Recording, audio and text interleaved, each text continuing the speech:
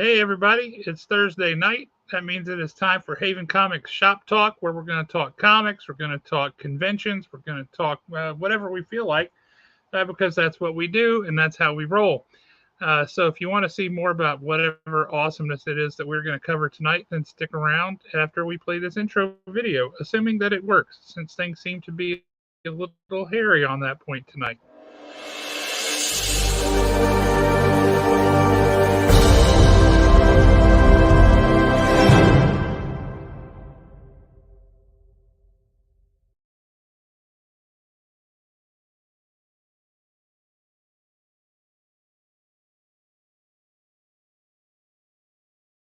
So, and what's the word for that? Oh, yeah, awesome. No, wait, not awesome. It sucks, in fact. So apologies for that. We do have an awesome comment. Tots is not the first one out of the gate tonight. Uh, it's from Jeremy Long. What an awesome dude. Uh, right back at you, brother. Let's talk about other people we love, and let's bring on my co-host, Mr. Alan Breedlove. What's happening?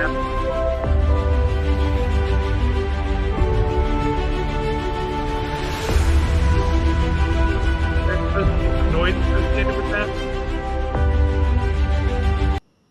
I'm playing with theme music. I don't think I like that one too much.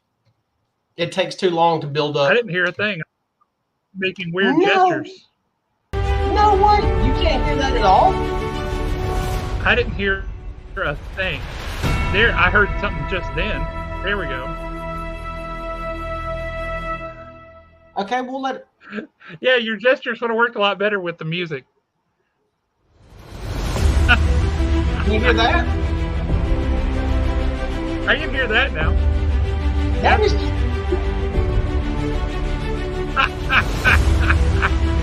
Is that better?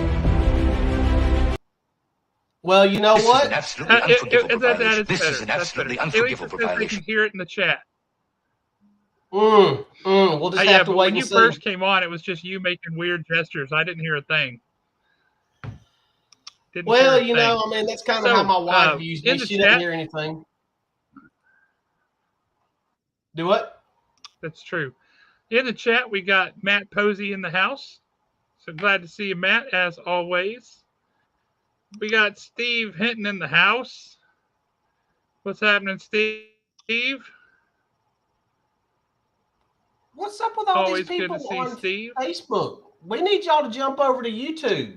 Jump to YouTube.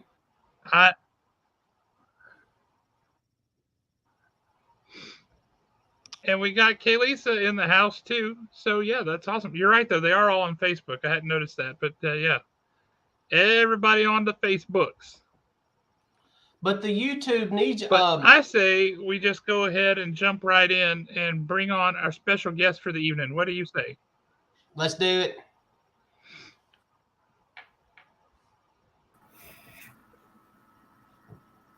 No fanfare, no music, no. Okay.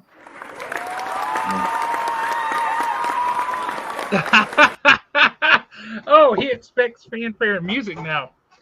Well, you know what? I could have done this instead. Answer Matt Posey's question there real quick. Maybe that's what we need to introduce you to next time. I'm okay with that. So Alan, answer Matt Posey's question there real quick. He wants to. So Matt, we are doing everything we can to build the YouTube community. We've broken through 500. We're at 510 subs. And we're just trying to grow the community on YouTube and do a lot more there. Because to be honest with you, YouTube does reach a lot more people than Facebook does. Facebook, believe it or not, I've actually looked at all the analytics of it, and we actually have a small following in India, of all places. So that's why, hello, India. I didn't know that. Yeah, that's why we're pushing YouTube. Apparently, LA, New York, Texas, and India loves us. Okay. Now, if we can just get half of India to come to the pop culture. What's up, Brian Silverbacks? How you doing, sir? What up, Brian? Such a fantastic human being. Half of India would be a lot of people. I think we need to get half of India here. That would be a lot of people, half of India. It might take more than an hour to get through the door. There you go. Thanks, Steve. Way to pop on over there to the YouTubes. Now, Thank you, sir. Much appreciated. Hey, Dennis, good to see you, sir. Before we get started on the topic we're going to talk about, I see you've got a pretty immaculate shelf behind you there full of all kinds of goodies. You want to give us a tour of that? You know what? The power of laptops. Let's go for a walk. Well, while Jeremy's taking us there, I do have a major big question to ask Jeremy. Yeah. Have you purchased your official Make and sell custom merchandise in minutes? No, I haven't. Sorry. Wrong one. Man, let me tell you what. I'm just like lost it tonight. My game is way off. Yeah. No, I haven't. So this is well, here I'll kind of do the I'll full get that view, up here in just a minute though. which is kind of awkward with a laptop. This isn't a cell phone. I'm doing this with a laptop, but this is my Godzilla shelf that I love. Well, there's a couple of Fin Fang Fooms up there, but yeah, I love that shelf. And I like the one on the far right, which would be my far right. This one? No, opposite direction. Yeah, the newer movie. No, my favorite. You can't really see him because he's kind of in the dark, but this guy right here is my favorite because it's a knockoff and his eyes are crossed. It's fantastic. That's fantastic. A awesome 2 statue set that was picked up from Haven Comics of my favorite cover, Silver Surfer 4. This is let's get as close as possible. So this is a signed and remarked hothead from Kevin Eastman from when he was here. And then a very good looking Superpowers Red Tornado. A plethora of signed pops from guests of the Expo. What is a plethora? That many. So roughly. And then there's some behind. And then this is a Turtles 1 third print, but it's a respectable 9.0 signed by my pal Kevin Eastman. And then a couple of my JDF. It looks like you got a slab stand there with that bad boy too. Yep, that's a slab stand. And then a couple of signed helmets, courtesy of Galaxy Props, always at the Expo. These are handmade. JC does awesome work. Oh, wow. This is the Ahsoka Trooper, or and it's signed by Ashley. And this one, the armor, signed by Emily Swallow. And then a couple of Lego sets up top. Voltron, Optimus Prime, my child. Hi. This one I love. So we'll get to that. So there's a bunch of Nintendo games, complete in-box Nintendo games, and then the one graded Nintendo game. Like old school Nintendo? Yes. So Final Fantasy is my all-time favorite game. How awesome is that? And it is a Wata 8.5 with the Nintendo Power Strategy Guide next to it. Nice. And then this is the Optimus Prime popcorn bucket that they did. But yeah, those are the shelves so far. But then I've got a blank wall here that'll have more shelves. My nook, where I work. And then another blank wall. And then another. Let me show you a cool thing here. So if I could give you a piece of advice, do not let Nick Ellis near that Silver Surfer statue. Well, it's so let me show you two more cool things, a couple cool more. So the good thing is we're on carpet, so maybe, but yeah, if Nick comes over, But here's a couple more cool things down here. Yeah, So just zoom in on those fingers. Does he have all of his fingers? Yeah. But then this is cool. That's the mail away early bird kit from Star Wars 77, graded a 70 plus. And then that is Ahsoka's lightsabers from Galaxy's Edge in Disneyland. Signed by Ashley. Oh, man. Nice. And then my boy Better Ray Bill. And then some Better Ray Bill. Yeah, but no, I want to show you the mechanical room over here. That is a shelf of awesome. But so this is kind of a storage area. But I've got my 2 spinner racks in here. They're currently empty. And then empty boxes and more stuff that needs to go up when I get more shelves. So, yeah. And then dude, that is awesome. One more, just kind of a cool thing. Some pool table. So I feel like I'm on MTV Cribs, but no, this is. I feel like I need to come. I feel like there needs to be a college game day at your house. Well, we're a few weeks away, so. Well, and, I mean, not like I'm going to be busy every weekend, right? Got to have a free weekend somewhere. I don't know where. Well, what I was actually trying to pull up earlier, have you got your official Haven and Shop Talk merchandise yet? Well, because you got to have it for the expo. So,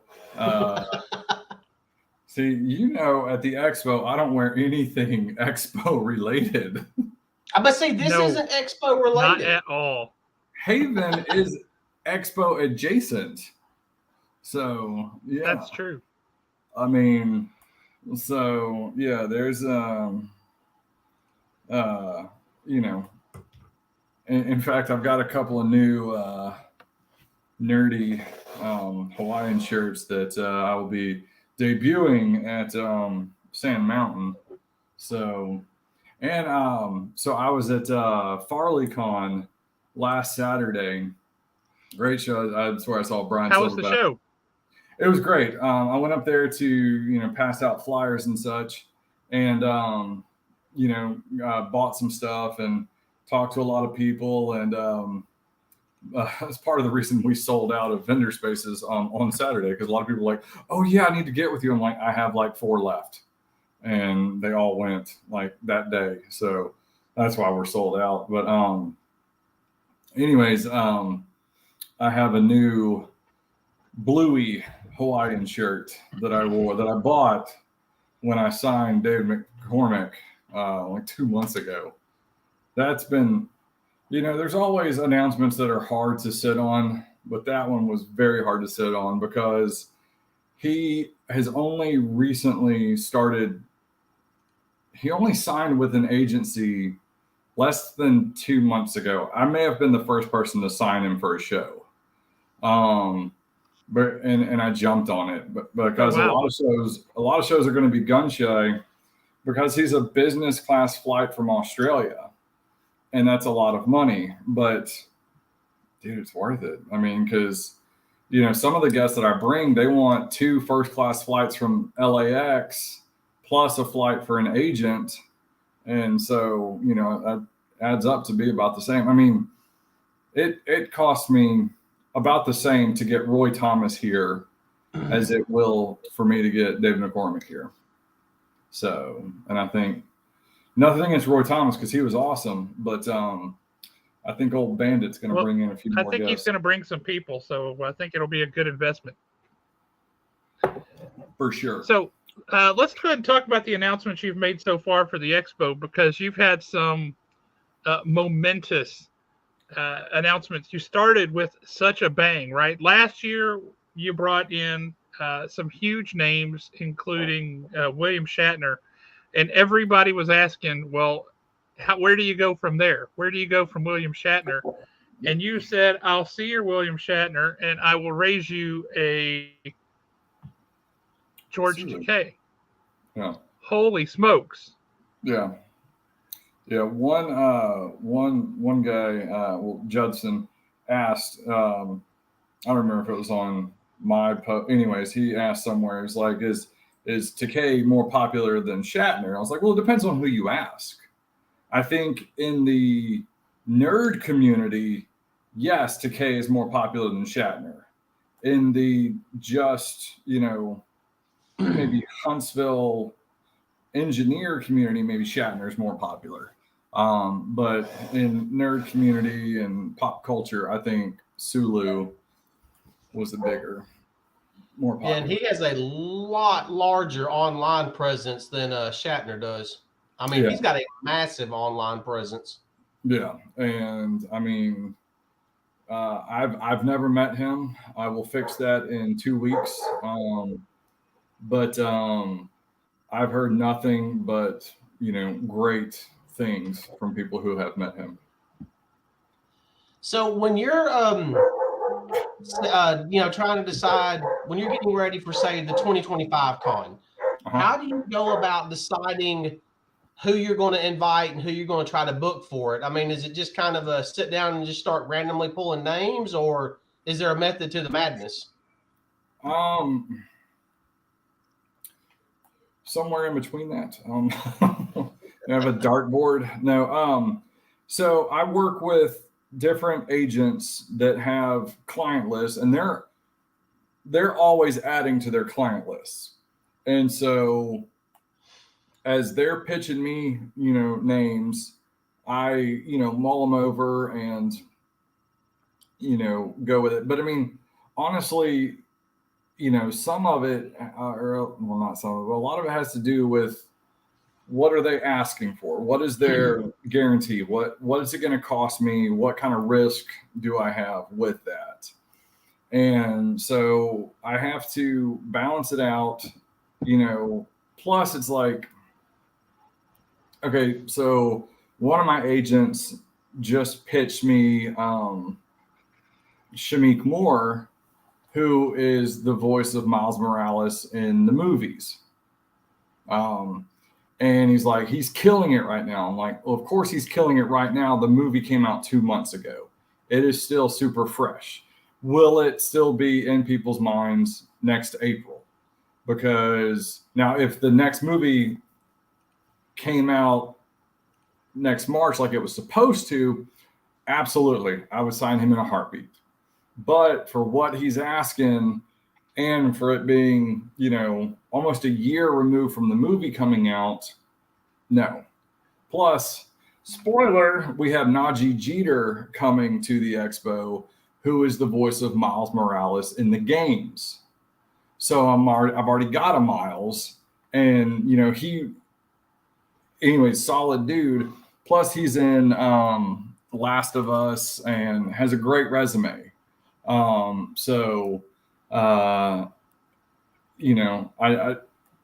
we need 2 Mileses? I think one might trump the other. And so I'm like, we've already had him committed. So, maybe, because I'm hearing that the next Spider-Verse movie is going to come out late 24. So maybe I'll look at him again for 25.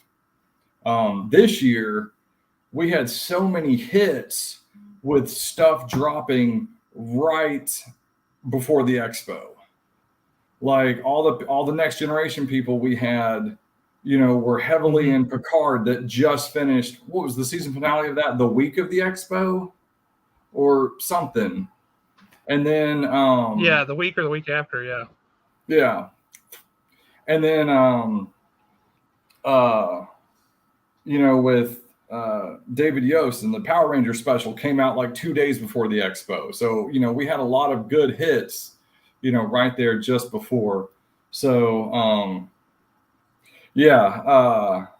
so exactly, Brian. The new Spider-Man game, which we may get another voice from that Spider-Man game. And we had Yuri Lowenthal last year, who is Spider-Man in the Spider-Man games, but to have Miles here and possibly a main villain of that game. That I'm not saying because I haven't signed it yet, but working it. But yeah, I mean, I like how you drop the teases there. Yeah. Oh, dude, so I'm doing this tonight, and I'm right next to my computer that has the whole list of guests. All right, I mean, if you want to share that list, yeah. Well, see, now I can look at Hope it. somebody screenshot that. I think it was pretty blurry. I will go back through and turn it into a short. So we do need we do talk a lot of even comics. exclusive. We have the entire list of guests for the expo. Yeah. You can't read it, but there it is. So give us an exclusive on a comic book guest, somebody you have not announced. Okay, well, I'll give you one that we've got. That's tomorrow's announcement. We have our pal Chris Claremont coming back. Oh, nice. Yeah, I mean he was supposed. You know, I'm doing 2 announcements again tomorrow, or I may do one tomorrow, one Saturday. But you know, Claremont was supposed to be here this year, but then he had a wedding to go weddings. to. Yeah. And so he's awesome. His wife is awesome. And basically, you know, I've had him re-signed since before this year's show. And we will gladly have him come to, I'll give you another one. So there's this fella that, you know, showed up at the shop a day or 2 before the expo with his friend. They're both coming back. Not naming any names, but if you know, you know. Love those Yay! 2. Yeah, I know. What's funny is I kept thinking I needed to message him to see if he wanted to come back. But then he was in Sweden or Switzerland or Switzerland, yeah. Switzerland, yeah. And so I was like, I don't want to mess with him while he's on vacation. And so then he posted like a book that he had gotten signed and graded at the expo, and he tagged me in it. And so I wrote him. I was like, "Oh, hey, by the way, you won't come back." So yeah, but yeah, no. And I've got some other comic lines in the fire, so to speak. It's funny, but yeah, I've got a huge line because people ask me and they're like, how are you going to top this after this past year? And I was like, you know, everyone says that every year. The only year people didn't say, how are you going to top this was after 2020, because it was a kind of a low point. But you know, every year we've gotten bigger and bigger. So Posey, we've got lots of wrestlers in the works. It won't be any of them. I don't think Ric Flair's doing shows anymore. Sting is going to be in Birmingham next month, so it doesn't make sense to bring him here 6 months later. And in fact, Alabama Comic-Con down in Birmingham has a solid lineup. And they got Ron Perlman. Yeah, I'm jealous of Ron Perlman, I have to admit. Well, and what stinks is like I wanted Ron Perlman. I did. And the agent he works with is an agent that I work with. And I've been trying to be like, hey, dude, let's talk. And then they announced Ron Perlman. I was like, because I mean, especially after, you know, the Transformers movie this summer, I'm like, okay, now he's in a little bit of everything. But again, it doesn't make sense to bring him here 6 months after he's there. Although they've got Mick Foley going 3 months after he was here, or 4 months, whatever. 5 months. See, I like that you bring in a mix of AEW and WWE wrestlers. I think that's fun instead of just having one or the other. Well, I had a phone call with an agent last night. And yeah, Mike, that's the other thing. Alabama Comic-Con, it's the weekend of September 22nd, 23rd. I haven't put up my calendar yet. Yep. Yeah, September 23rd, 24th, which is Memphis Comic Expo, which if you like comics, go to Memphis. I'll be in Memphis. Plus, if you like good barbecue, go to Memphis. But I will say that Gus's fried chicken. I am working on the conversation I had with the agent last night. I'm working on 5 wrestlers. It was 6, but one isn't available that weekend. So 5, and 3 of them were WWE and 3 of them are AEW. Right. I said 3 and 3, and there's only 5. So although a lot of current AEW were WWE, but so all right, none of them are going to be in Birmingham next month. Out of the 3 AEW, are they a faction? Can we get like a little teaser, a little spoiler? So, spoiler, I stopped watching wrestling in the mid-90s, so I have no idea. I mean, see, AEW actually brought me back to wrestling, and I really enjoyed it. I've heard that a lot. I have, and so every now and again, I mean, it comes on Wednesday nights, and I'm at church on Wednesday nights doing youth group stuff, and so I get home, and sometimes I catch the tail end of it, but I have no idea what's going on. So much so that I've got like Chris Paulk with superhero awesome comics, awesome superhero califragilisticexpialidocious comics. Sometimes when I have a question like, hey, is this a good wrestler, I'll message him or some of my other people like Brandon Self or Ladarius, and I'll say, hey, is this a good get? And they're like, get this person over that person. Right on. But yeah, and so, but my thought on wrestling is if I have heard of them, they are popular. Because for me to have heard of them, they have to have some clout. And I will say, if I can get all 5 of these, hell, if I can get some of these, everybody's going to be happy. Everybody. So, especially the men. I'll just say that. So if it's 3 of them, I'm going to say either any combination of the Elite or House of Black. I don't know what that means. You could have been like, are they in slappy back Dinklewig? And I'd be like, sure. So the Elite are Hangman Adam Page, Matt and Nick Jackson, Kenny Omega, and then House of Black. All 3 of those guys, well, 2 of them used to be in WWE, but they're in AEW now. All I'll say about the potentials is one of them apparently has a medical license.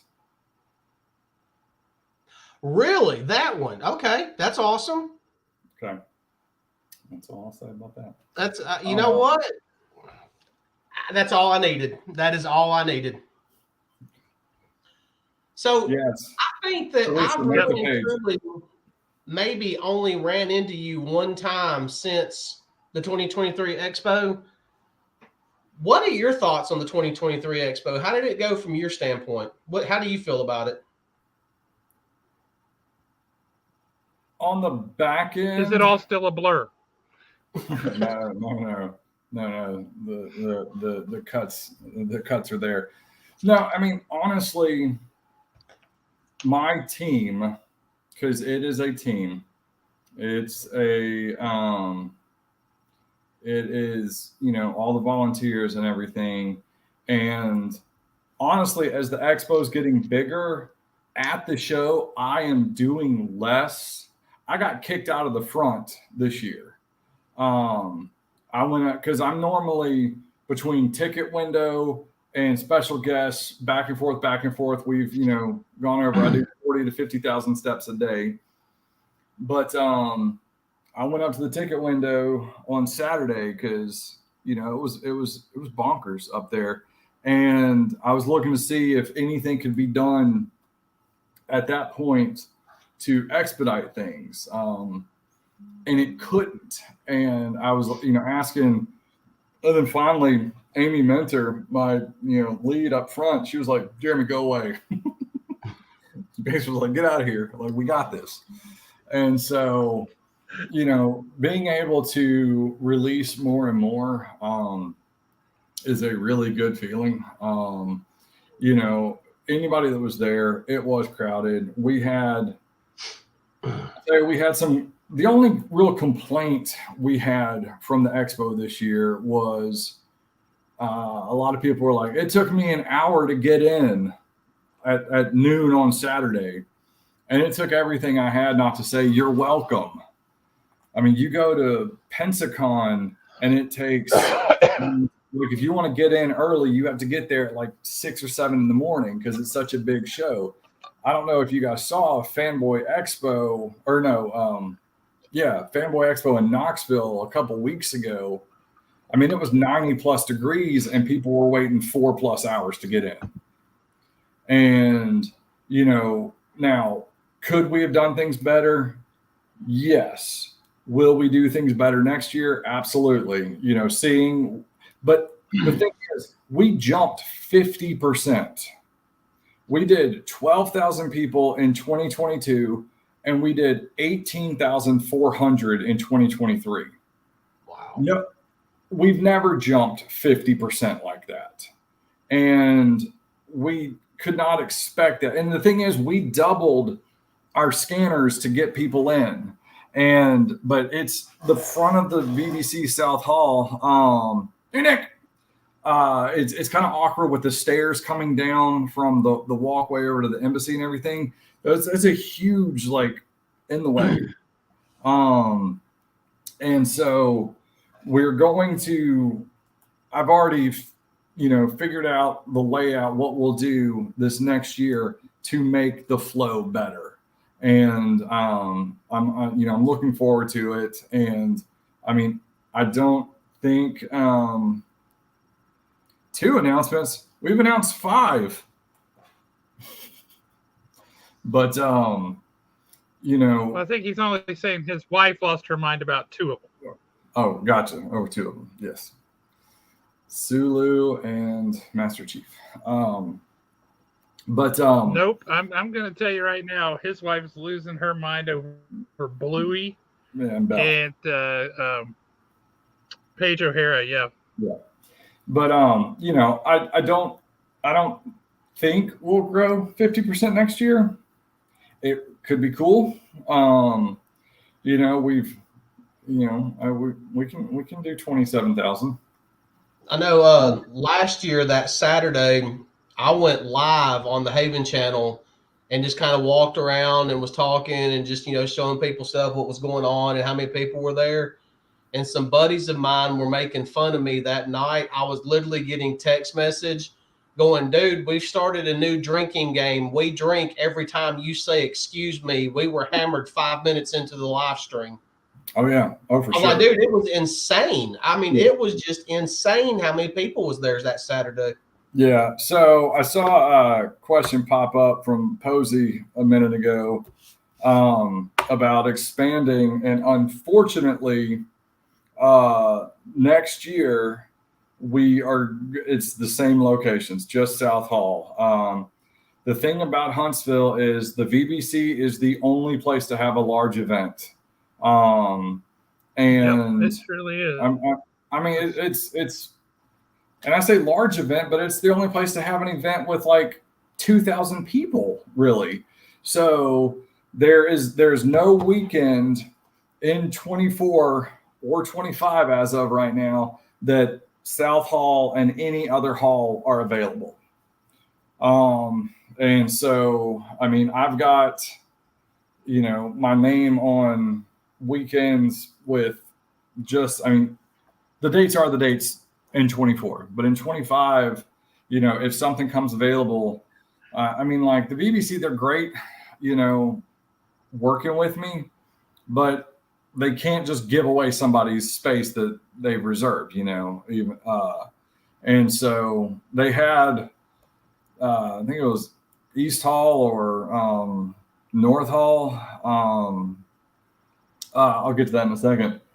They had it for like the Friday night for like April 12th. They're like, would you like East Hall for the 12th? And I was like, no, can't do something just one. Now, if it was just Saturday, yeah, I could make something work. But to go back to that question, what, honestly, if I were to have all of the VBC, I'm talking South Hall, East Hall, North Hall, maybe arena, but you can't really do much with that arena. You're limited to the floor space, and it's not really much. But even utilizing the concert hall for the large panels, with that much space, I could see us having capacity of 50,000 or so.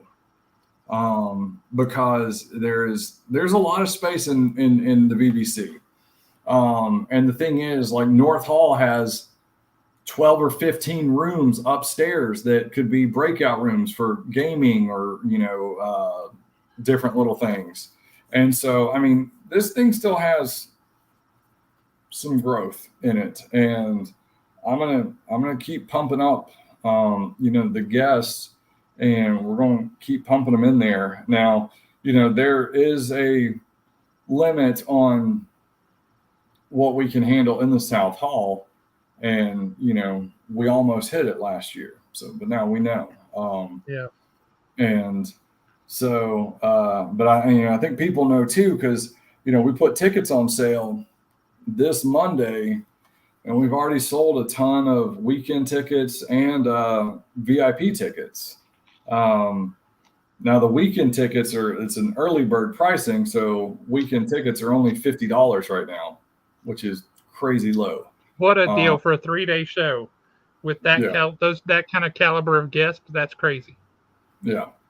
And so, and I mean, every year we do the early bird pricing, and it'll go up by $5 like every 6 weeks or so until December-ish, they go to full price. But we still see probably definitely like 80% of sales are the last week of the show, whether that's online the last few days or at the show. So, but it's great. Thank you, Alex. Yeah, and that's just it. I mean, but see, the thing is, a lot of the complaints, I wasn't surprised at them, because so many of the questions before the show were from people that have never been to a show before. They had no idea, I mean, so many people were like, can I meet the guests? Can I get something signed? Stuff that, we in this world or in this, community, we know how it works. We know you go, you get in line, you pay your money and you sign, but, a lot of people were just like, how can my child meet, Ashley Eckstein or, the Pink Ranger or whatever. And so, which I mean is awesome. I love hearing people. I love the stories that I get. It was my child's first, whatever. I had a story. The guy who owns Bricks and Minifigs on South Parkway, they were there with a large setup, and his grandson went to go talk to Miley Flanagan, the voice of Naruto, and didn't have any money, and he was introvert, but she was like, hey, how's it going? And so he was like, okay, she spoke first so I can talk. And he was just like, hey, I love your work, whatever. And then she was like, all right, well, do you want to get something signed? And he was like, oh no, ma'am, I don't have any money. And she was like, oh, it's fine. Just pick something. I'll give it to you.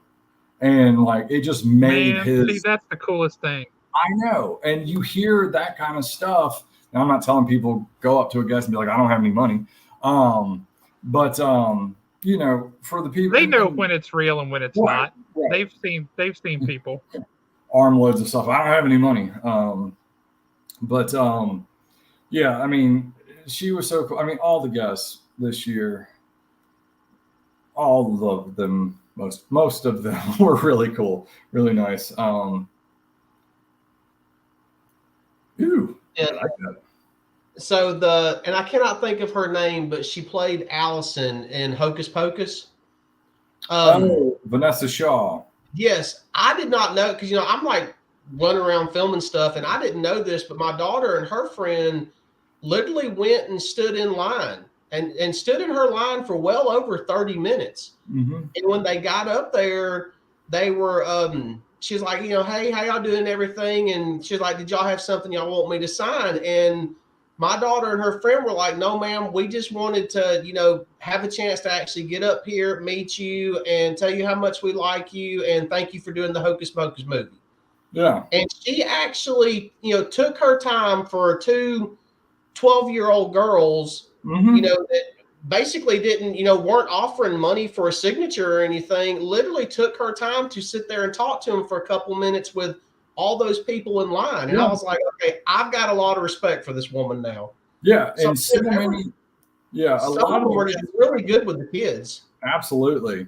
And I mean, and it's kind of and Claremont is great / terrible at this. He feels like he needs to spend extra time with the guests because they've been waiting so long, because he's been spending. It's like, hey, it's you. You're the problem, but he's also the solution. And so, but with his line, if you go back to 2017, we had his line snaked, and we'll have it like that next year, so that people didn't mind waiting because they heard story after story after story from him, with him talking to people. Now in 20, when he was here, we had everything spaced out. So if you were 3 away, you were 20 feet away from him. And so you couldn't hear all the stories. So people were getting impatient then. But like his line is always great, because he's just, you put down a book for him to sign and he opens it up. He's like, oh yeah, well, and he talks about when he wrote that and like what he would, and I'm like, how do you remember every single book you wrote? You've written like 14 billion books. Like, great dude. Loves a good burger too. Yeah. Oh yeah. Yeah, I mean, in 20, that was one good thing about 20 is we didn't do anything, after hours. So after the show Saturday night, I took him to Supper Heroes. Oh, that's awesome. And then he posted about it on his Instagram on Monday, and I was like, "You're welcome, Mark." That is a good place to go eat. Oh, yeah, that is fantastic. Next year, take him I to like the the idea Pig. that Nick posted. Yeah, I like the idea that Nick posted there about doing an FAQ video you could shoot, and that way you can have it up there every year. Yeah, and see so many answer all those questions. Yeah, and every year I think about doing like a live, a few weeks before it, ask me, whatever, and I always run out of time. So yeah, that would be something good that I could. So I know you get people always telling you should bring this guest or you should bring that guest, and I know that a lot of times it's just never going to happen, or they're asking for weird stuff. But I have to tell you, I don't know what's outside the realm of possibility anymore since you started bringing in folks like Shatner and Takai and all this. So I'm going to just tell you right now, if you are to bring Ian McKellen and you were to bring Picard himself, those two dudes are best buddies, the whole 9 yards, you would break the city. Oh, I know. You would break the city. And that's just it. And I've told the story before that I think it was in 17 or 18. It might no, it was no, 17 and 18 we were in North Hall. So it was either 19 or later. No, it was 19, I think. We always do a closing ceremonies type deal in the panel room. And I just sit down and talk to the people that come to it. And so I've got an announcement that Kimberly's going to lose her mind about. She's a big Final Fantasy fan. That's all I'm going to say.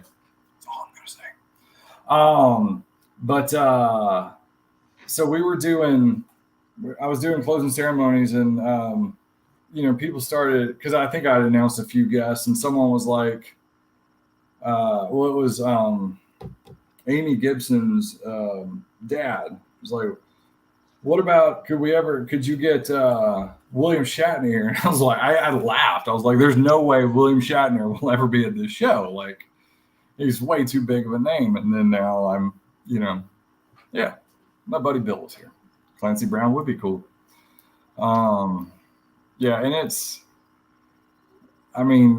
I really think next year's lineup is going to be bigger than this year's lineup. See, I've got 3 on my list, and I'm holding out hope that they'll come sooner or later. That's just Tom such Welling, a huge. Some nightmare guests, Oh yeah, I'll get to that. I'll tell you a couple stories in just a second. Go ahead, Alan. What are your 3 thoughts? So the 3 on my list are Tom Welling, Erica Durant, and Larry Hama.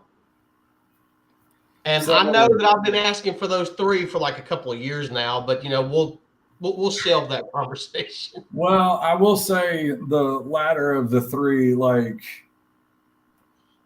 he's either responsive or very not responsive with emails, and currently he is in the latter. Yeah. All right, Heather. All right, so a couple of nightmare guests. There was a guest that I was very excited about in 19 because he's in one of my favorite movies, Tombstone. Not naming names. Anyways, this was when we were a Saturday, Sunday only show. Okay, and in 19, we did about 7,000 people, 7,500 people. But that Saturday, there was I know. See, I know who he's talking about too. Right. I'm just. There's a lot of people in that movie. It could have been Jason Priestley for all we know. I know who he's talking about and why. Yeah. Yep. Anyways, yeah, I've told this story before. He the background on the story was like that Saturday, it was terrible weather. Like there was actually a tornado warning that went off while everybody was at the show. And but because it was such bad weather, 3 or 4 o'clock that afternoon, we were packed because nobody wanted to do outside stuff because it was nasty out. And so everyone came to the show. And so there was, a ton of people there on Saturday, and dude was never at his table. And Lou Ferrigno, my buddy, he was his neighbor, and he was getting mad because so many people kept coming up to him and was like, hey, when's such and such going to be back? He's like, I don't know, I'm working, And so, but then come to find out, he was at James Bruce's booth for like 45 minutes just talking. I'm like, did he charge you for it? But yeah, and then, we've had some guests with crazy requirements like sugar-free prune juice or goat milk for their, or oat milk, not goat milk, because that's what we thought they said, oat milk for their coffee. And then complain because we bought a large container. I just needed a little bit. Well, they don't sell little bits, okay? So, but we haven't had anything crazy, but everyone comes. And, the guests we get, they're professional. I've had more trouble with vendors than guests, complaining about this, that, and the other. But, it all... It's fun. It's still fun, and we're still growing. The nice thing with trouble vendors is if they don't come back, then you know what? That's okay. Somebody else will take their spot. Yep. Well, they're not allowed back. I had one vendor, an artist, this last year, showed up at 3:30 on Friday and was mad because I gave her spot away because we opened at 3, and I don't like empty spots. And she's just, I hate it because she'd been at the show several times, and she was like, anyway, she was getting up in my face. I was, smooth and calm the whole time until she kind of got loud. And I was like, look, we open at 3, VIPs were in at 2:30. You were not there by 2:15. So I gave your spot away because I don't want an empty spot at my show. And she's like, well, then give me my money back. I'm like, no, you didn't show up. Like, if you don't go to a concert that you paid for the ticket, they don't give you your money back. You just don't get in. And so anyways, she ended up setting up in the show because somebody had some space at their booth, and it really ticked me off. And so, but yeah, she was not on the return vendor list when I sent that out. So on the flip side of that, what is the one guest that like exceeded all of your expectations? Kevin Eastman. Period. I mean, him and his wife were the nicest, easiest people to deal with. I mean, here he is, in 22, our, big, I mean, we had big guests in 22, but arguably he was the biggest guest we had. And they both were the whole time, trying to do everything they could to make me happy. And I'm like, what do you need? You whatever you want. Like, I tell the story, I ran into them at breakfast on Saturday, and they're like, hey, so what time does this show start? I'm like, it starts at 10, but VIPs can get in at 9:30. So you can come at 9:30, you can come in at 10, you come in whenever you want to. He goes, well, when do you want us there? I was like, whenever you want it. And then Courtney was like, well, whatever you want. Like, we were trying so hard to make the other ones happy. And I'm like, you're the guest here. I'm just the guy that brought you. And then, I had him sign some stuff, and he was super good with all the fans and everything. And, yeah, he was awesome.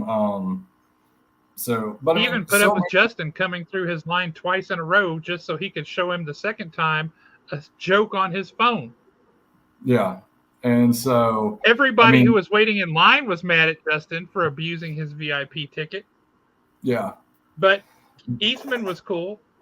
Yeah. I mean, it was, he was such a pleasure. But so many of the guests, you mentioned Vanessa Shaw earlier, but the whole trio of Hocus Pocus people, Jason Marsden is just a awesome person, and Omri Katz too. They were really cool. All the Naruto people this year were super awesome. And I don't watch, anime or, specifically Naruto, but they were all super nice. Brian Donovan, especially. I mean, so many of them. But Ashley Eckstein and her husband were super wonderful. The Clerks guys. It's so funny because I think Brian O'Halloran was probably one of the most professional guests I've ever had. He's so into the analytics and the numbers and everything. And, they were both super impressed with the show. Murr was hilarious. Joey Fatone's always fun. I walked by Murr's table at one point, and he has his jeans down around his ankles. And I'm like, what's happening? He's like, well, I have to show a tattoo on my leg. I'm like, you don't have a picture of it or something? He's like, no. I was like, maybe take one and have it ready. But yeah, I was just like, carry on. But yeah, I mean, all the guests this year were just fantastic. The woman who played Adassa, or whatever, Adassa, who played, she was amazing. Yeah. Yeah. The Clerks guy, Jeff Anderson, in so much of the video, they caught him with this wig on. I'm like, I never saw him with the wig on. What did I miss? So yeah, but they were super cool too. They went out axe throwing with us. Super nice. But yeah, Adassa, who's Dolores in Kanto, she's super cool. And the fact that she comes and is in full character, in costume. Yeah, super cool. Super cool. Yeah, that thing, Steve. Yeah. Sand Mountain. That's why I changed my Yeah, name let's to talk about that. Multiple Hat Jeremy. Many hats. Yes. So, what all can you tell us about the Sand Mountain show? So I can tell you everything about Sand Mountain. It is a first-year show in a month, and it is at the Sand Mountain Amphitheater Event Center. So it's all in the same area. The event center, or the amphitheater's over here. You actually have to pass the event center to get over to the amphitheater. But we'll have tons of signage and people out there, pointing people to go.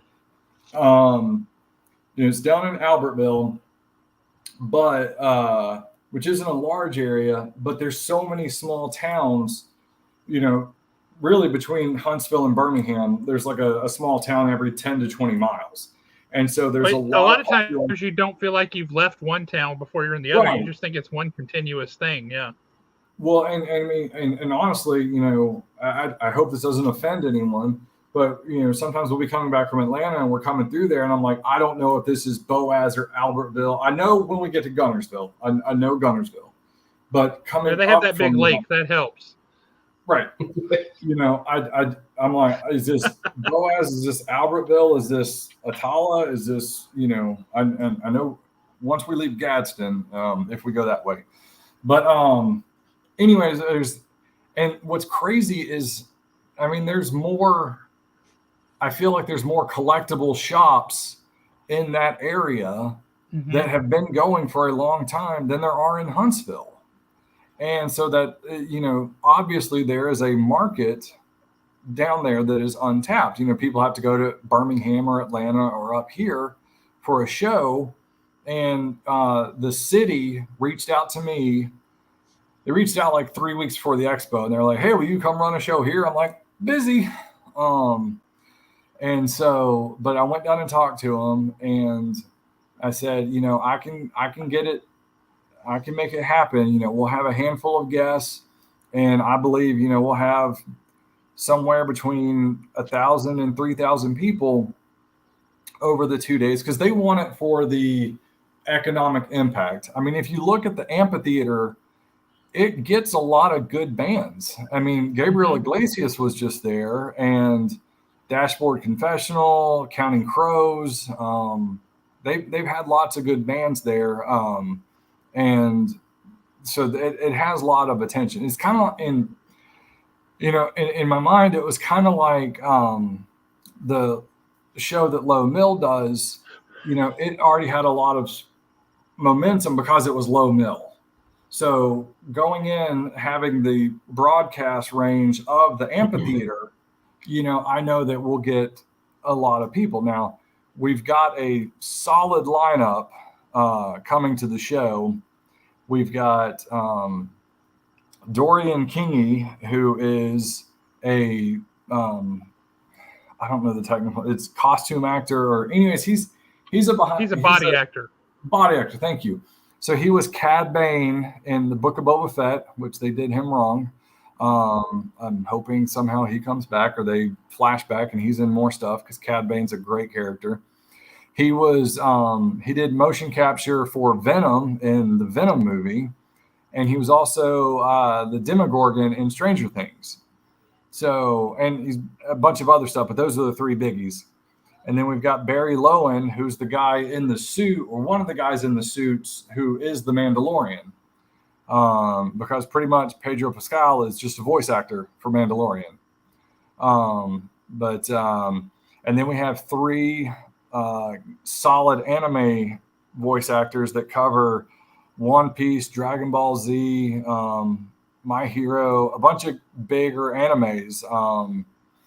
And then we've got some comic guests. A feller by the name of Brian Silverbacks is coming over to hang out with us. Yay! And then friends of the show, Stephen and Lily Butler, are coming to hang out with us. Awesome. Nice. Yes. And so here is some breaking information. but we had announced Buff Bagwell coming, but he just found out that he is having knee replacement surgery like at the end of this month. So he is unable to come because the doctor's like, once you get it done, you don't need to go anywhere. So he is unable to attend. So we are replacing him with a little fella named Butterbean. Oh, cool. Oh, he is a little fella. Yeah, we Just haven't. A sweet little lovable fella. Yeah, super nice guy. Have you ever met him? Yeah, he is a super nice guy. Super nice. But yeah, we haven't announced that yet. I've just been a little busy with the expo. But on top of guests, we'll have all the normal stuff. We'll have vendors and artists and authors and all that stuff. We'll have panels. We're going to have tabletop gaming. We're going to have video gaming, free play, and tournaments. I believe we're doing a Street Fighter tournament. It's either Street Fighter or Tekken. They were back and forth on it. I don't know where they landed on Saturday. And they were doing a Smash tournament, Super Smash Brothers tournament on Sunday.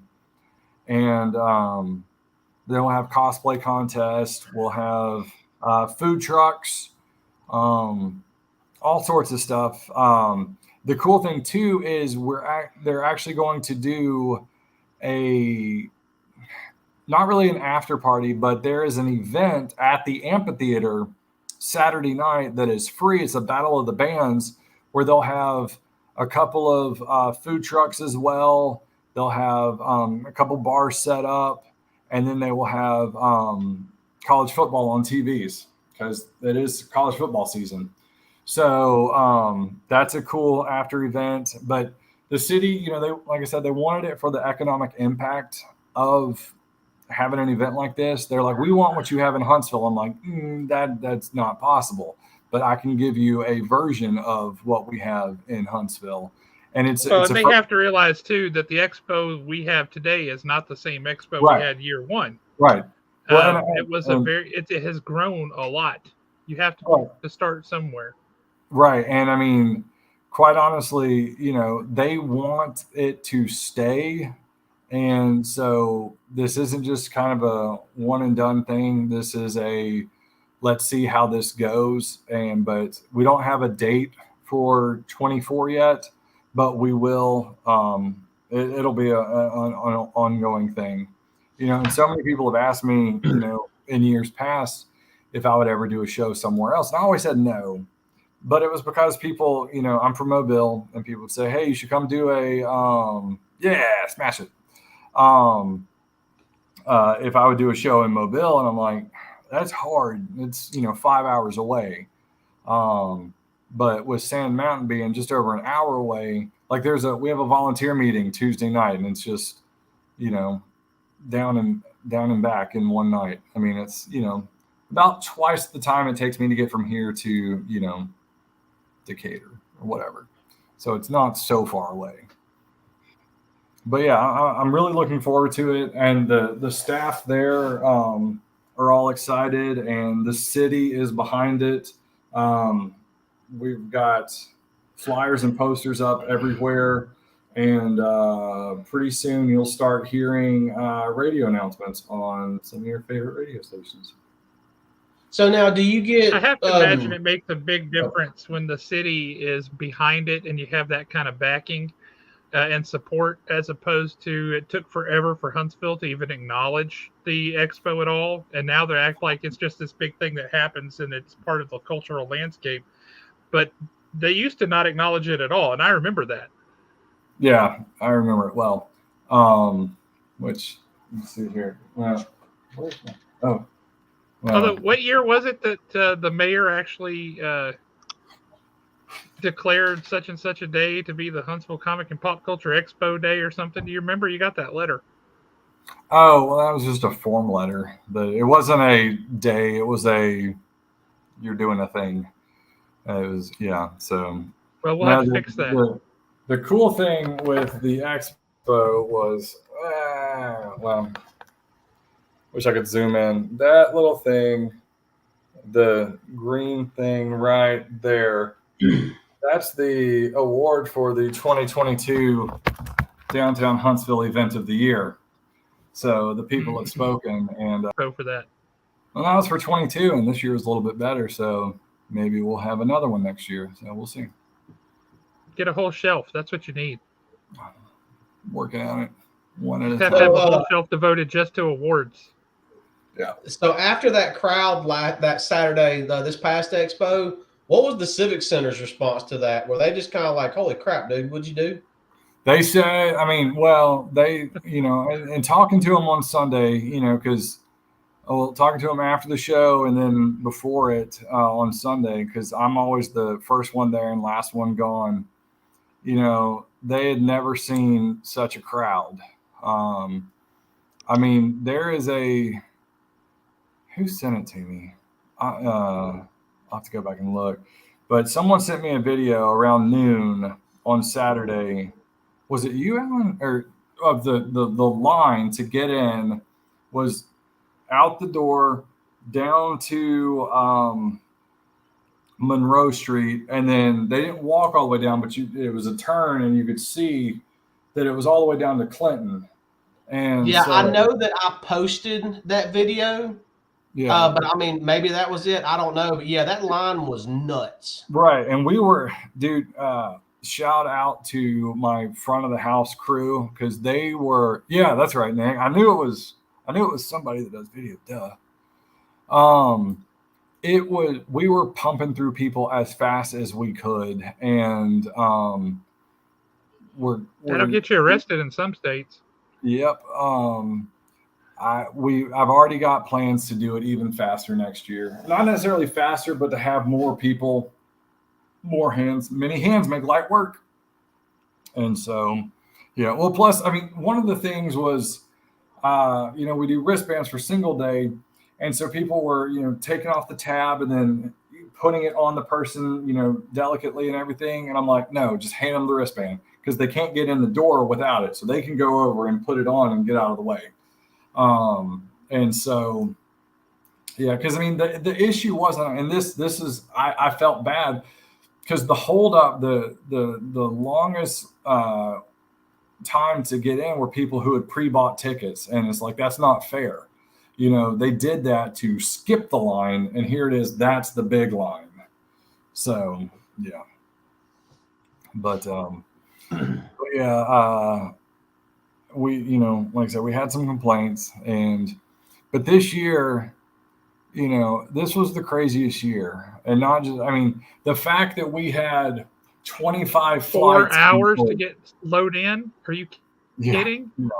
The VBC. Normally you have a lot more than 4 hours, and this year they royally screwed things up. Yeah. The VBC messed us up, and then the weather messed us up. I mean, we literally had 25 flights canceled on Thursday. That, people came in. Wants to know you ended up getting Steve and Jim. I guess there's a word missing there. So how I ended up getting Steve and Jim, or am I reading that wrong? I think so. Okay. No, that's what. How did you end up getting them? Yeah. Yeah. Well, so they're one of my agents. He has them on their roster, and he was, it's some of their bigger clients. So he's like, hey, or actually, I told him this year, I was like, I want Steve and Jen. So I said, okay. So we did it. But yeah, and speaking of agents, I mean, we had 25 flights canceled. That is a true story. And I did nothing to fix it, because I can't do anything to fix it. Our agents that we use, there's a reason that agents come with the guest, so they can handle things on site.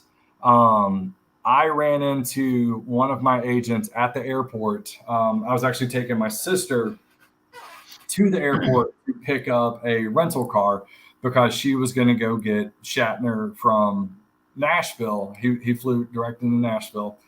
And so I rented her something. And while at the airport, I ran into one of my agents, and she was like, hey, just so you know, and this is Thursday around 11-ish in the morning. She said, just so you know, there are flights being canceled because of weather in Texas. Yeah, it's rough. And I was like, okay, like that's the first I'd heard of it, and I kind of just discarded it. And then I got Jen her rental car, and I don't remember where I had to go after that. But then I texted Jessica, was the agent. I texted her. I was like, "So what's going on?" And she called me. She's like, "Yeah, there's bad weather in Texas, so flights in and out of Texas are being delayed. So everyone coming from California, flying American, are laid over in Dallas, and so that's where all the issue was. So some of the flights out of California to Dallas were being delayed, and then some people that were there had already made it, couldn't go. So, anyways, I was like, all right, well, let me know when you get to the hotel, and I'll come talk to you. She was at the AC. So one of the other people from the agency was there with her.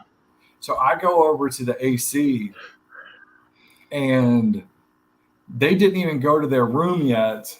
There's all the, tables and tables and couches there in the front lobby. They had literally set up a workstation where they had an iPad, they had multiple cell phones on hold with airlines, and they had their laptops up. I mean, they had the whole like war room going on, and right here, and they were the ones that rebooked the flight. I mean, it turns out we had 25 flights delayed, okay, or canceled. Sorry, we lost one guest who's coming back, and we're announcing him tomorrow, and then 6 people had to miss Friday, but everybody else got there and was ready by Friday. Now we had to make an extra trip to Nashville because we ended up redirecting, because there's direct flights from LA to Nashville. And so some of the people got that, some people got delayed anyways. But they made it work, and it's just a great team. And so, yeah, it was. So would it be more effective to just fly everybody from the West Coast into Nashville as a regular thing and rent a party bus and just bring them all down on that? If people could agree to get here at the same time, yeah. But some people want early flights, some people want late flights, some people want overnight flights. So yeah, if I could go, I mean, honestly, at this point, we would need multiple buses. If that was an option, yeah. If that one guest that we talked about earlier with the medical license, if that deal works out, I'll be happy to drive anywhere in the country to pick that guest up for you on my dime. I'm volunteering my service. All right. I'll let her know she has to direct Uber. So, question for you, more for your sister. She drove to Nashville to give William Shatner a ride down here. That had to be a fun car trip for her. So funny story. When and it was about, I don't know, it was late last year when I found out that he wanted to fly into Nashville because it's a direct flight. I called Jen, and I said, "Hey, so Shatner wants to fly in and out of Nashville. Would you mind picking him up?" Kind of like, I was, like, "You're welcome." And she was like, "Yeah, I guess so." I was like, "If you don't want to, I'm sure I can get people to pay me to let them do that." And she was like, no. Yes, absolutely. I'll do it. She was just like distracted with work or life or whatever. And so, I mean, I wasn't expecting her to be like, "Oh my God." But, I thought she would think it was cool. And she did. But yeah. And so it was funny enough because his agent, Gary, he flew in on Thursday, and then Shatner flew in on Friday. So Gary rode up to Nashville with her. And so they talked the whole way. And then on the way back, the 3 of them talked. And Shatner was a delight. I mean, I saw, I think it was Posey asked a question earlier, was he a diva or anything? And he was not. He was great behind the scene, because a lot of people are great on this side of the curtain, and then once they get on this side of the curtain, they're, whatever, demanding oat milk. And but anyways, he was super nice to everybody.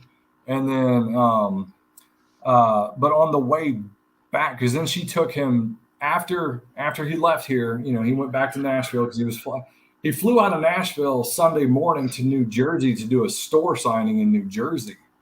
But Wow. anyways, that trip back, she said he really opened up, and he was asking her questions about her and her family, me, and growing up and everything. And then the next day, I was talking to Gary, and he was like, "Your sister got to see the real Bill Shatner."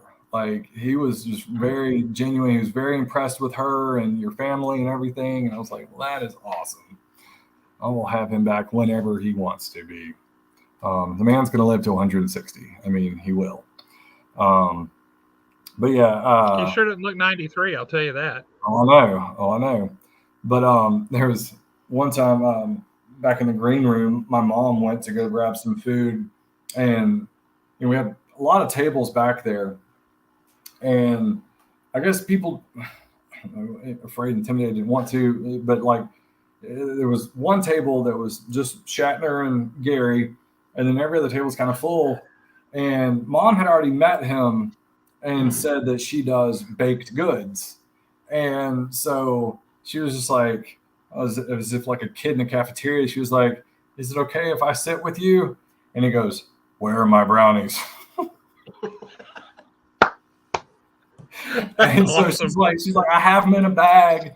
And so she put them up on the table, and Gary was like, "I'll put them over here." And he goes, "Don't eat my brownies." That's hilarious. And so, I mean, but he was super cool. Oh, where is that thing? Yeah, last year I kept telling my daughter and her friends Saturday, I'm like, "Hey, you need to go grab one of those Huntsville Pop Culture Expos with everybody's picture on it, posters, and then y'all need to go find that green room and just kind of camp out in there. And every time somebody walks in, get them to sign it before they can make a plate." They're like, "Why would we do that?" And I'm like, "So we can take it home with us and we just call it a day." Well, then my daughter starts getting paranoid, talking about, "You're going to get me banned from the expo. That's the only reason why you want me to do it and you won't do it." And I'm like, "No, because you're a cute little 12-year-old. You'll get away with it. I won't." Yeah. Well, let me show you something kind of cool. This is this year's. I always have a poster that I get all the guests to sign, and of course, genius me remembered to put it out on Sunday after Shatner left, after Roy Thomas left. And so, yeah, but there's 30 or so signatures on that, because it's something cool. I've had it done every year. In fact, the other ones are framed there in the other room. But yeah, that is a clever idea. So if ever So I actually, see, I have a question about that. So for the Sand Mountain Con, mm-hmm. yeah, at the Sand Mountain Con, do I need to get a new tablecloth? I guess. Okay. Well, I'll stop by the Dollar Tree and grab you a cheap I have to start a new one. I can't use the Expo one. No, it's Expo only. Yeah, and yeah, or maybe think of something else. Get a beach towel and have people sign it. There you go. Yeah. But yeah, Shatner was super cool, super nice, and he kept going back and forth because he would let a line build up, and he'd go out and knock it out and everything. And Michelle, who we had doing money, she's a rock star. She She's like, that was the craziest, most exciting, scariest thing I've ever done. That's what she said about doing Eastman's line. And Shatner's line was actually a little bit easier because with Eastman, there was, a charge for, just a signature with head sketch and card cash. And Shatner was, a price and then extra for like a quote or whatever. And it was all cash. But, that's why we had the armed guard standing right next to her. There's a lot of Good cash call. coming through. Yeah. So I tell you, my wife this year, with one of the guests that you have announced, my wife has told me for the first time in my life that I need to get a photo op with somebody. And she's like, it would be wrong if you big beast, did not get your picture taken with Belle. I was like, well, I guess so. I have to do that. Did she? I never asked. Did she come this year? No, she was going to, but she had some stuff happen and she wasn't able to make it. Which was unfortunate because she really wanted to. This year had a lineup she wanted to meet. She wanted to meet Brent Spiner particularly, and Gates McFadden. Gotcha. Yeah, we that lineup's crazy, and we'll have an equally crazy lineup next year. I have no doubt we're going to surpass the 18,000, and we'll break 20. And I don't know how much we'll break it by, but we will, and we'll just keep going.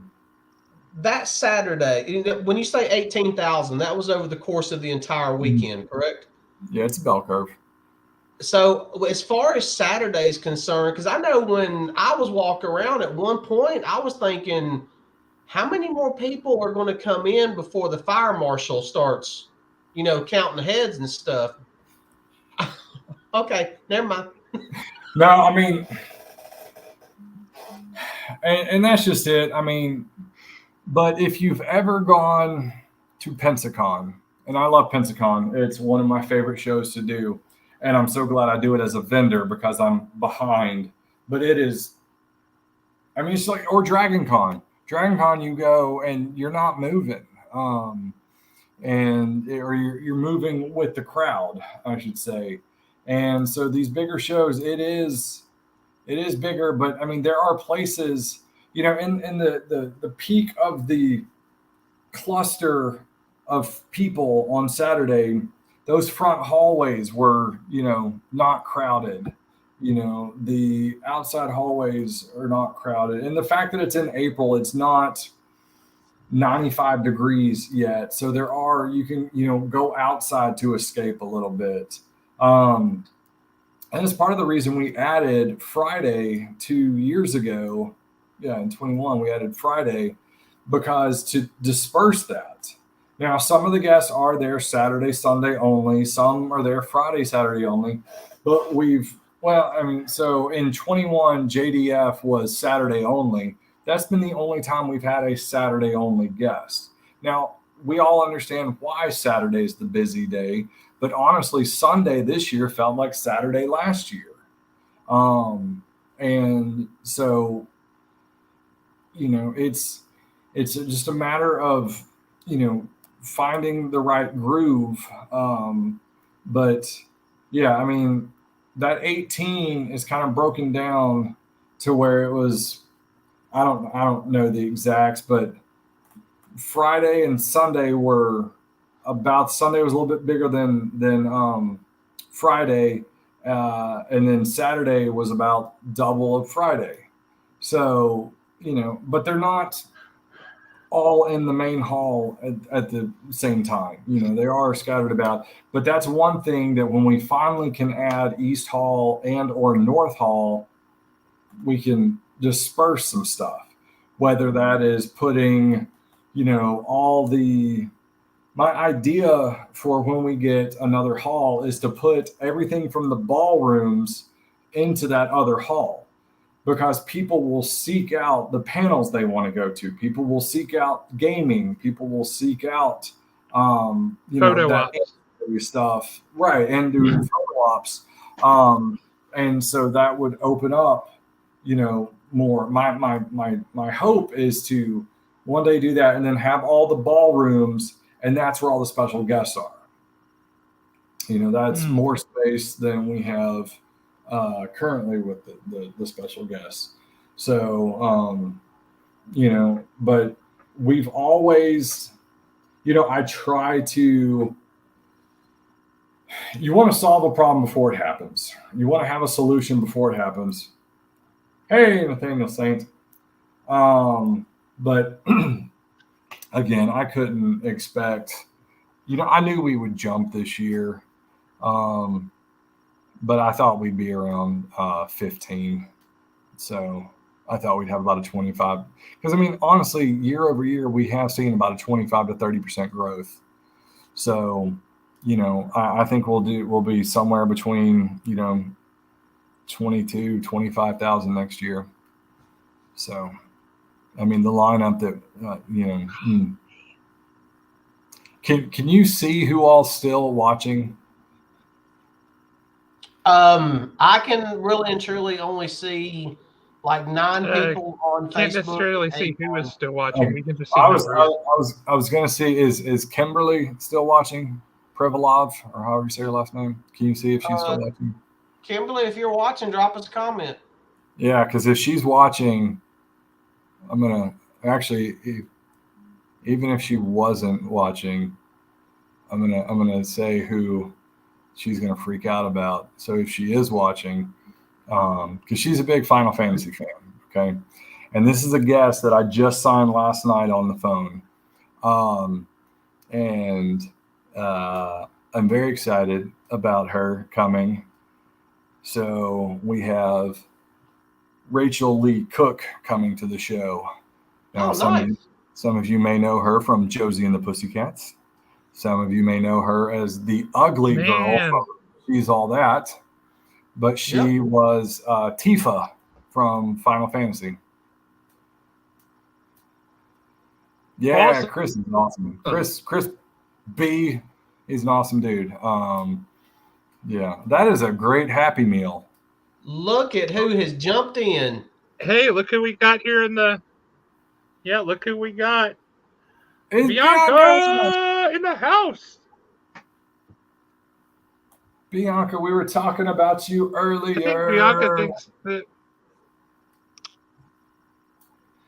Yeah, I think Bianca thinks we're weird because we're all such big fans, and we talk about her all the time like she's not in the room.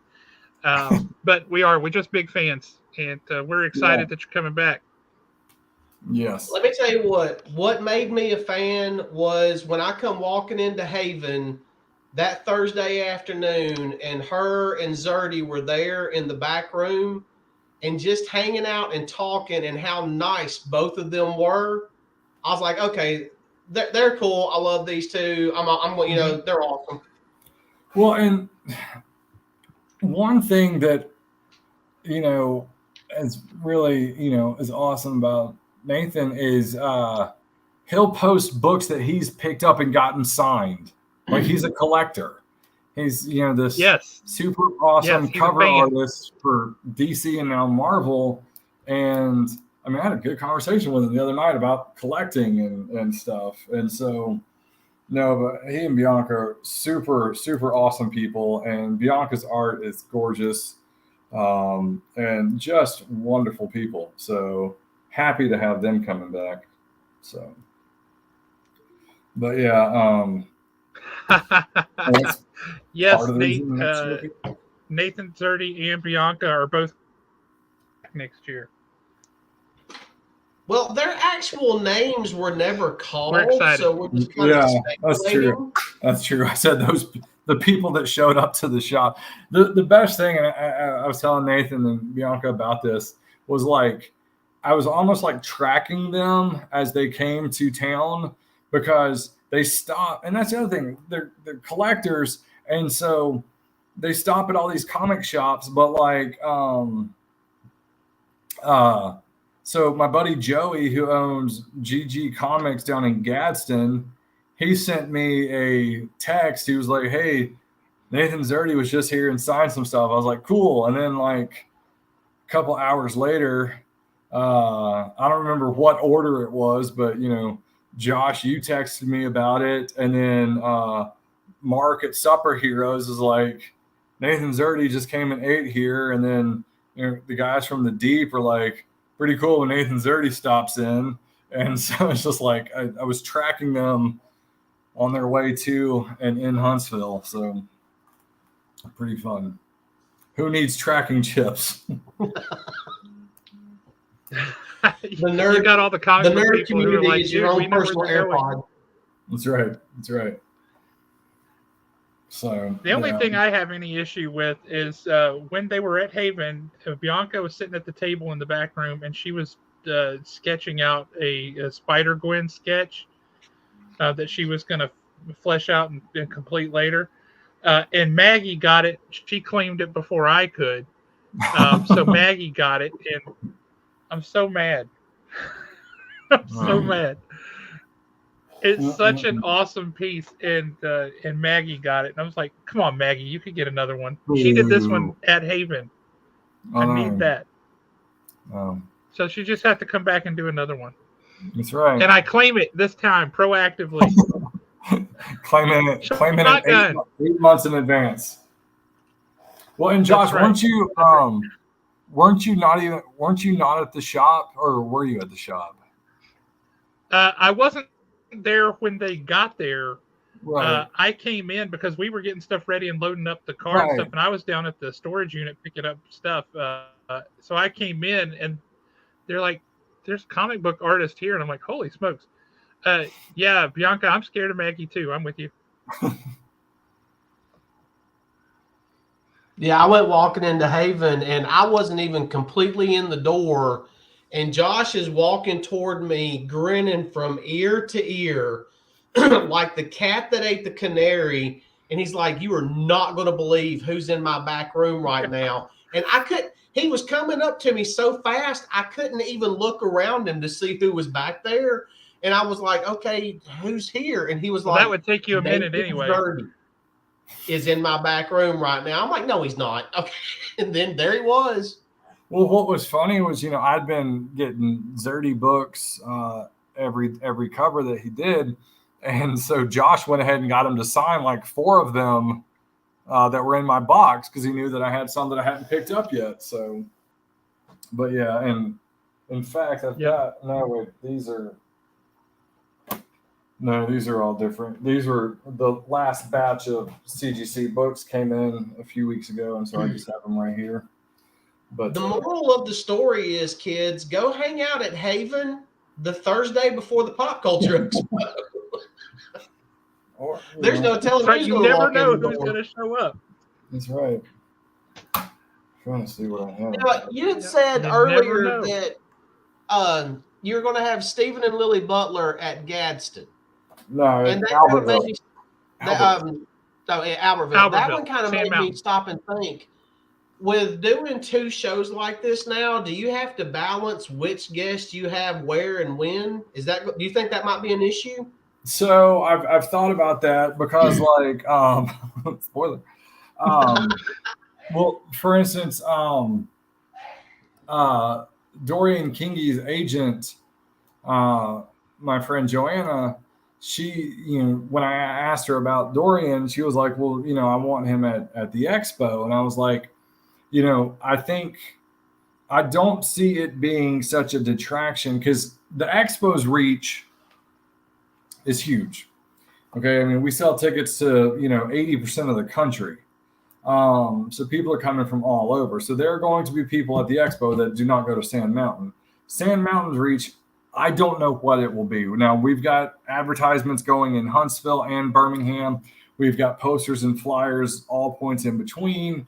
I've got Facebook ads running all over. So I don't know where all it's going to pull from. And yes. That's a good point. That's a good point. But, having a guest at Sand Mountain and then at the Expo 7 months later, I do not think it's going to affect I think people who are at Sand Mountain are going to do well. I mean, a lot of the vendors that are doing Sand Mountain also do the Expo. So, there will be some overlap, but I think it's going to be a totally different, a totally new crowd. I mean, when we announced Sand Mountain, some people are like, oh, that's 2 weeks after Dragon Con. I'm like, I'm not. People that are going to Dragon Con, they may come to Sand Mountain, but the people who are coming to Sand Mountain probably aren't going to Dragon Con. They want something in their community, and like the Chamber of Commerce is behind it and getting flyers and posters out all over. So it is, I'm anxious to see and that's the other thing, here, being in Huntsville, it is bananas. I'll be there. With Huntsville, I can personally go and put up flyers and posters and everything. And I know my team is putting up flyers and posters and things, but there I have to rely on them that they are getting those posters and flyers out. And so, we'll see. But I think it's going to be a solid show. And I mean, thing is, it's $20 to get in on Saturday and $15 to get in on Sunday, or $30 for the weekend. And so, what other show can you go to for $20 on Saturday that has 9-10 solid guests? Thanks, Steve. There's other shows that are smaller lineups charging more. Well, I will try to make it over there, Bianca, but the tricky thing is I'm actually going to help one of my agents. And so I will be sitting with one of the special guests. And so that's usually the same hours as the vendor hall over in America's Mart. So if I can get away and come up, I will. For now, sure. what special guest will you be sitting with? So, funny enough, I'm either going to be sitting with Omri Katz or Vanessa Shaw. Oh, cool. Yeah. So, both fantastic people. They've got the Hocus Pocus trio there.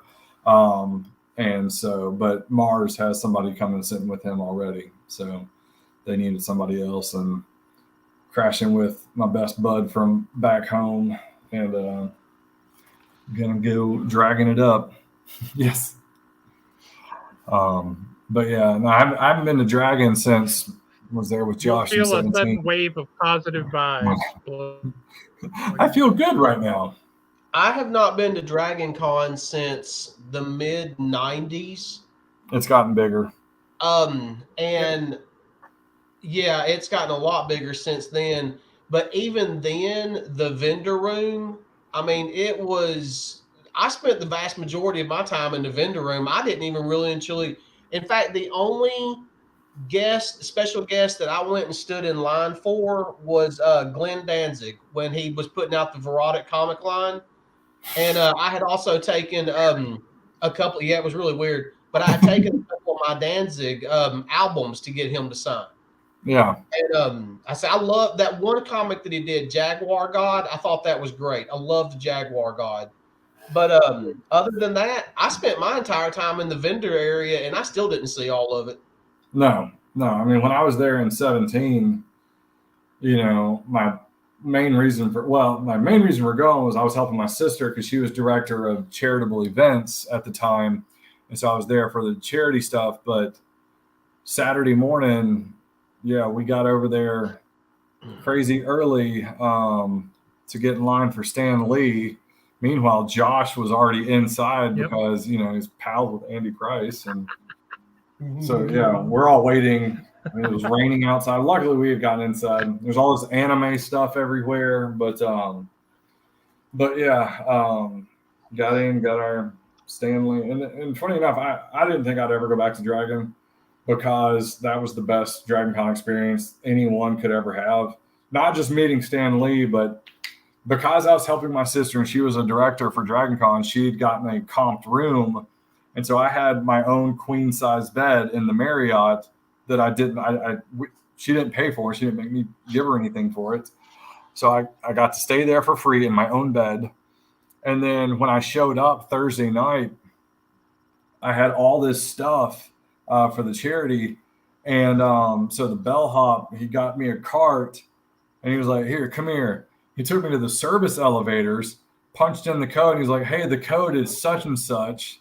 And so I never had to wait for an elevator at the hotel, had my own bed, met Stan Lee 3 times, you know. Man.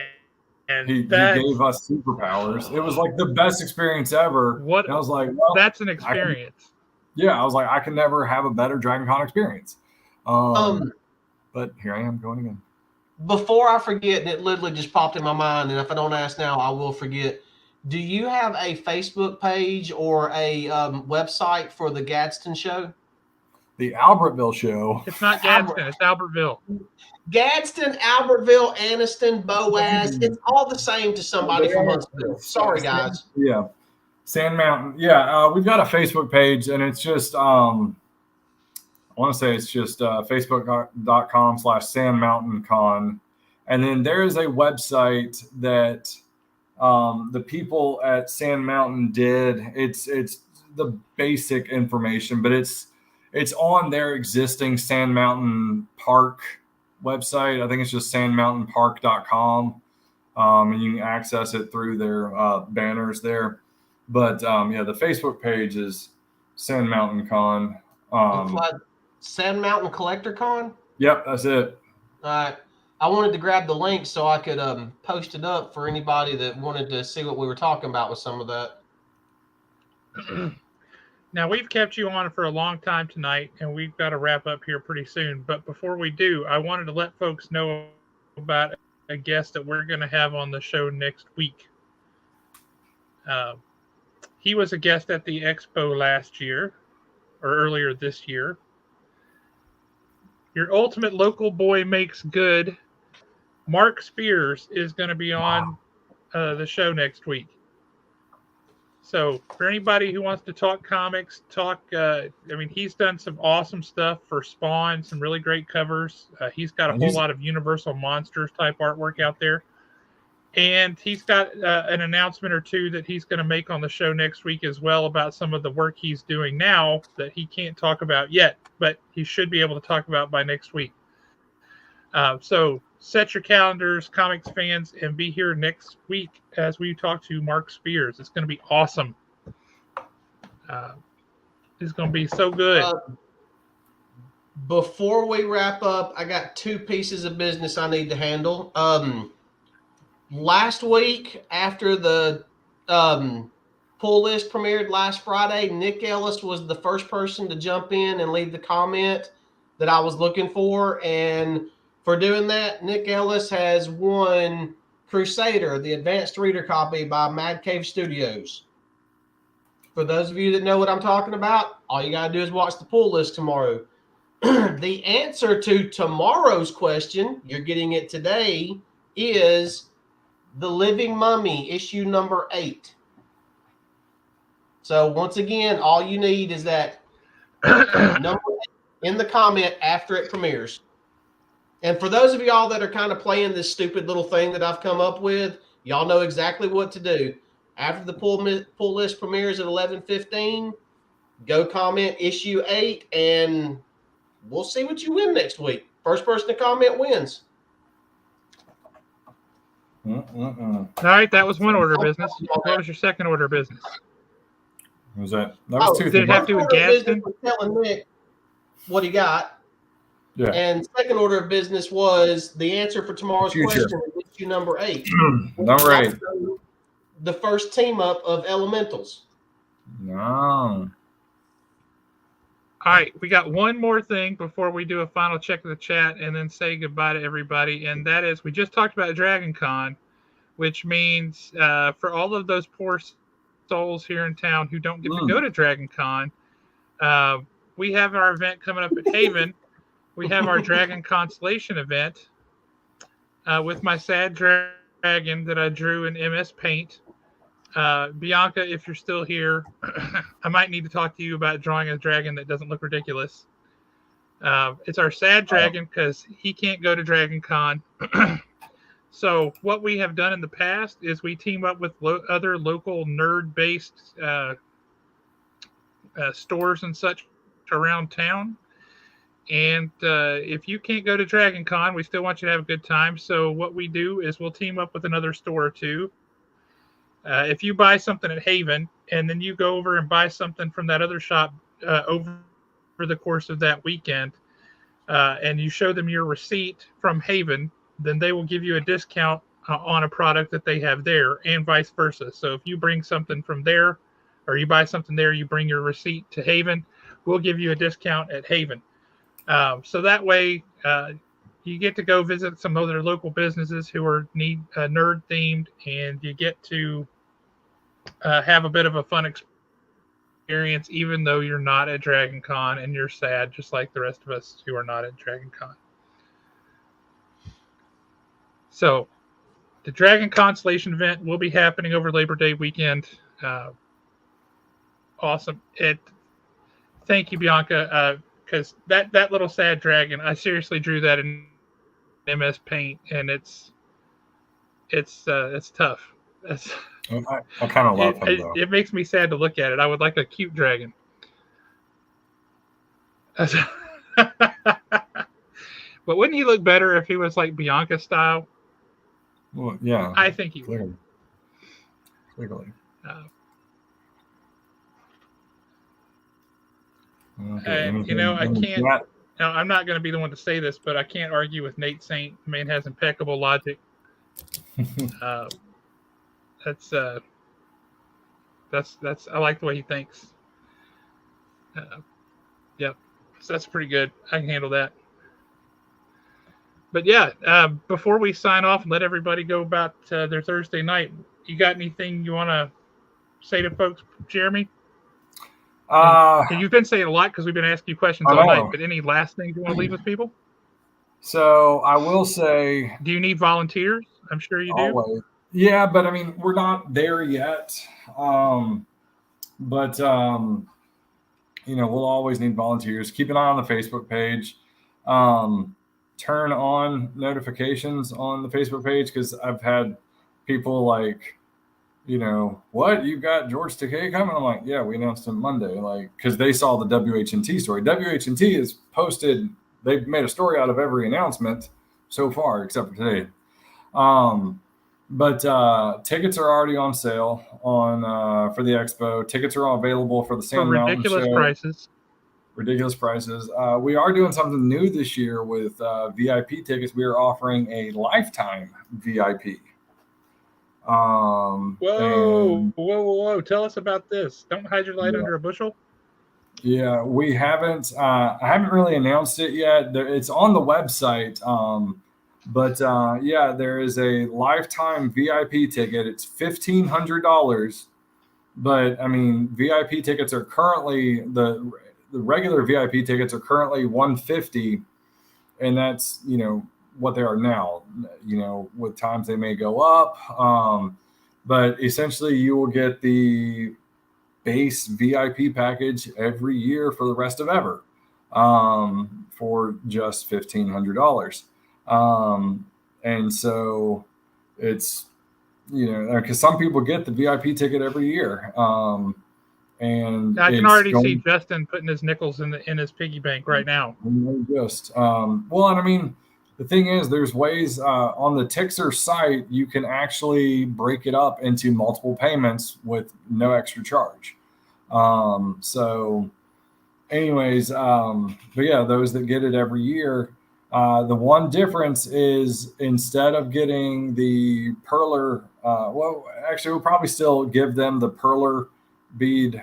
No, we won't. We'll give them a lanyard every year, but not the badge, because we're going to make 3x5 or 4x6 metal badges that are engraved. And it's very limited. Every year we're only going to release a certain amount. And so, but it's good for the rest of ever. So something new that we just started this year. But For anybody who's thinking, man, that's a lot of money, I don't know if that would be worth it, and they're kind of doing math, like it would take me this many years to get to that dollar figure. Prices do go up. And back in the day when you would look at a lifetime pass at Dragon Con, for example, and you could get that for $500 or whatever, and people are like, no way am I paying that. Now you'll pay that just to get in the door for a weekend. Right. It's worth it. It's worth it to consider. Don't let the initial sticker shock throw you off. Right. Think about And the long term and where this show is going. right. And it's not, just a weekend. It's like the full VIP ticket every year. So, people have asked about it in years past. And I finally was like, you know what, I'm gonna give that a try. So we'll see. Yeah, absolutely. It's definitely, a solid. Yeah, it is a lot of money up front, but after 7 or 8 years, it will have paid for itself. And yeah, the badge they're going to be cool. I've got designs for them, and I will say the Expo jersey this year, it's not hockey. It's not hockey. Could it possibly be that other sport that we have floating around here? It certainly is, and I've got a sample coming in the next few weeks.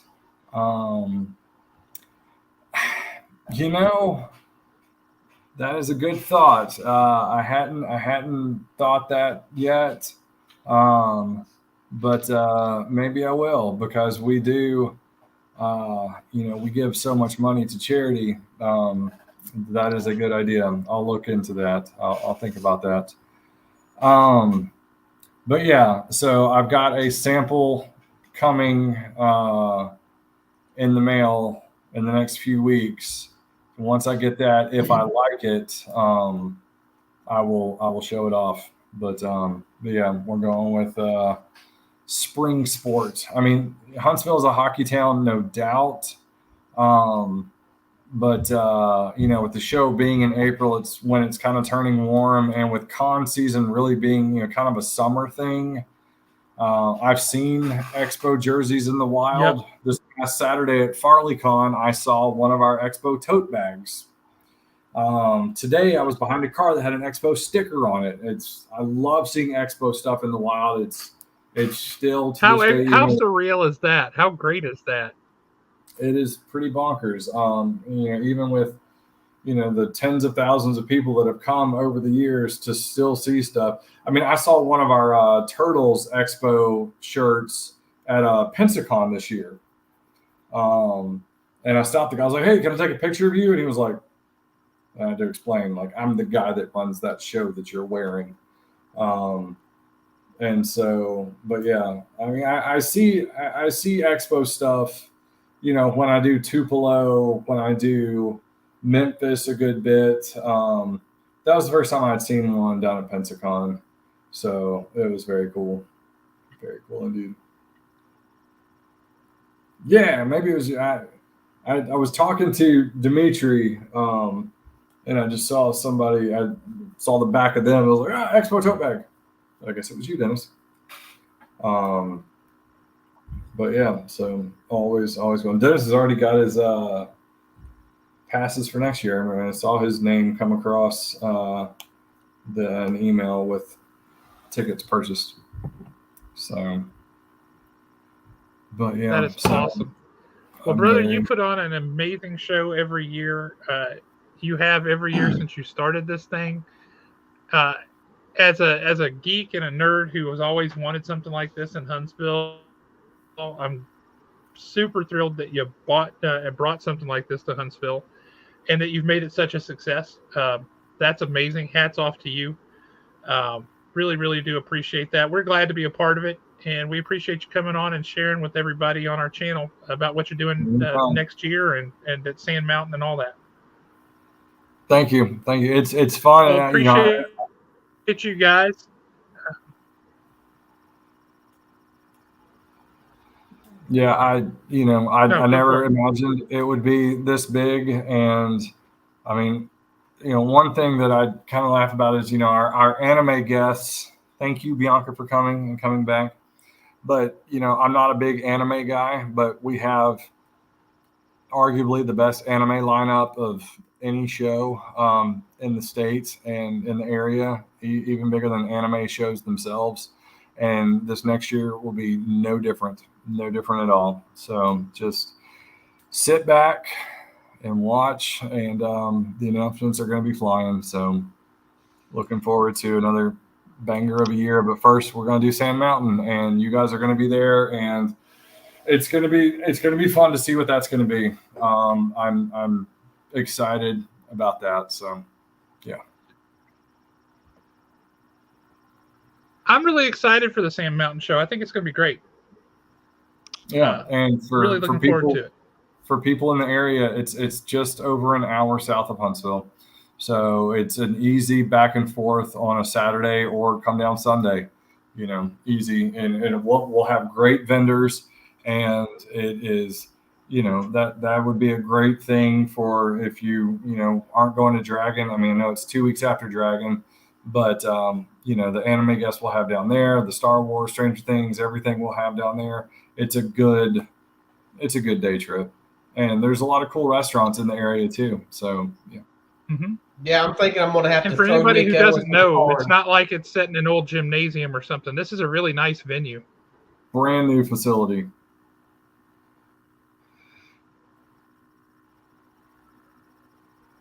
Yeah. So really nice. Josh has frozen up. What were you saying, Alan?